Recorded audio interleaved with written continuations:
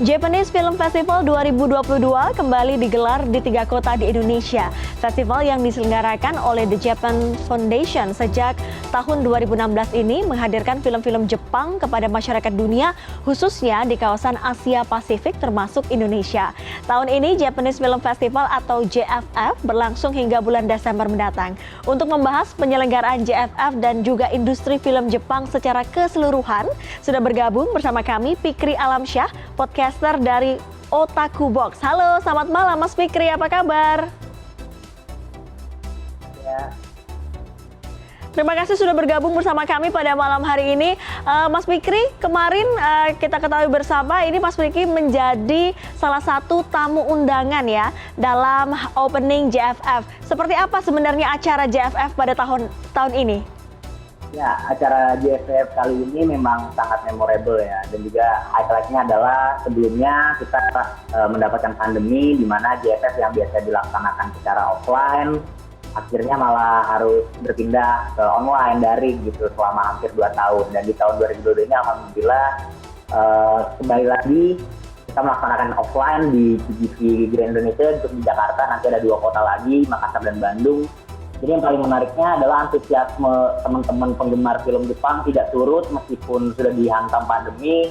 Tapi ketika JFF 2022 itu hadir lagi, ternyata teman-teman penggemar film Jepang tetap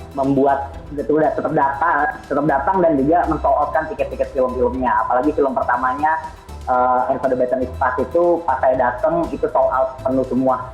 Dan itu sangat senang banget ya, akhirnya JFF ini hadir lagi offline. Mas Fikri, tidak bisa kita pungkiri ya bahwa gempuran film-film atau karya-karya visual dari Korea Selatan ini masuk ke Indonesia.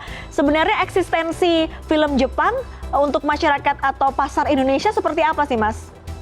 Ya memang kalau kita lihat kan produk budaya populer Jepang ini sebenarnya di Indonesia itu yang paling senangnya masyarakat Indonesia itu bukan film memang, tapi ada 3, yaitu pertama anime, animasi Jepang, manga atau komik Jepang, dan yang ketiga itu J-pop, musik Jepang. Nah makanya ketika kita lihat film ini masih ibaratnya tuh belum terlalu populer di Indonesia. Nah kehadiran JFF ini diharapkan sih bisa lebih mempopulerkan dan juga mengenalkan bagaimana film-film Jepang juga banyak bagusnya loh, dan bisa disandingkan dengan film-film Korea Selatan yang sekarang sudah luar biasa juga ya, apalagi ketika kita melihat Parasite sudah menang Oscar. Dan memang kalau di Indonesia sendiri kan pasar Korean West itu lebih banyak kalau nggak K-pop, drama, dan film gitu. Jadi memang ada perbedaan yang signifikan antara pasar produk budaya populer Jepang di Indonesia dan juga pasar produk budaya populer Korea. Tapi saya melihat antusiasme teman-teman di acara Japanese Film Festival ini tidak bisa dipungkiri, memberikan suatu kayak harapan bahwa kedepannya produk-produk film Jepang pun juga bisa eksis gitu di Indonesia dan juga di dunia. Karena kalau film-film Jepang baik yang anime ataupun seperti drama percintaan begitu, kalau waktu saya kecil Mas Fikri ini tahun 90-an sampai 2000-an saya masih nonton ya karya visual dari Jepang. Tapi kalau anak-anak sekarang kan lebih banyak, setidaknya sampelnya adalah lingkungan di terdekat saya lebih banyak menonton drakor atau drama Korea. Sebenarnya apa sih menurut Mas Fikri yang berbeda, yang menarik, yang bisa dalam tanda kutip dikapitalisasi dari film-film Jepang di hari ini? Ya, kalau film-film Jepang tentunya yang paling menarik bagi saya adalah bagaimana cara mereka menceritakan budaya mereka ya, lifestyle mereka, gaya hidup masyarakat Jepang itu dengan detail dan mengambil nilai-nilai uniknya gitu. Jadi kita merasa ada sesuatu hal yang otentik yang bisa kita ambil dari Jepang sendiri. Tapi yang paling penting sebetulnya bagi saya adalah setiap negara, setiap produk budaya populer dari negara manapun itu punya ciri khasnya sendiri. Jepang punya ciri khasnya dengan cerita keluarganya misalnya, tentang drama persahabatannya gitu. Dan itu mungkin salah satu hal yang perlu untuk dilihat karena Jepang mempunyai kekuatan dari narasinya ya, cerita-ceritanya sangat unik dan sangat membuat relate dengan hati kita gitu, dengan keadaan sekitar kita. Dan yang paling penting sih adalah akses bagaimana film-film ini bisa didistribusikan secara luas gitu, secara masif. Jadi memang kebanyakan film-film Jepang ini kan berbeda dengan Korea Selatan yang aksesnya itu sudah sangat besar, yang sudah sangat global.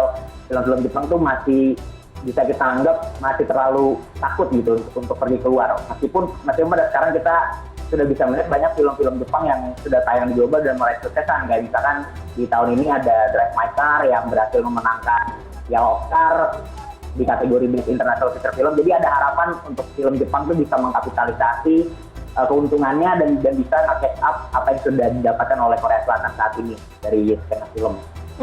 Baik, Mas Fikri terakhir, sebenarnya tidak ingin terakhir ya, tapi karena sisa durasi kita masih bisa ngobrol di lain waktu, tapi terakhir ini apa sebenarnya misi kebudayaan seperti apa yang ingin dicapai ketika ada rangkaian Japanese Film Festival pada tahun ini? Ya, saya rasa Japanese Film Festival ini memang tidak hanya ingin menampilkan film-film atau memperkenalkan film-film Jepang kepada masyarakat Indonesia gitu ya, tapi juga mempunyai misi diplomasi publik atau diplomasi budaya mereka untuk mempererat hubungan atau untuk membuat masyarakat kita tuh semakin mengenal Jepang lebih dalam, mempererat persahabatan, dan juga kita bisa mengetahui nih apa sih yang saat ini masyarakat Jepang sedang populer, yang sedang dilaksanakan oleh mereka gitu ya.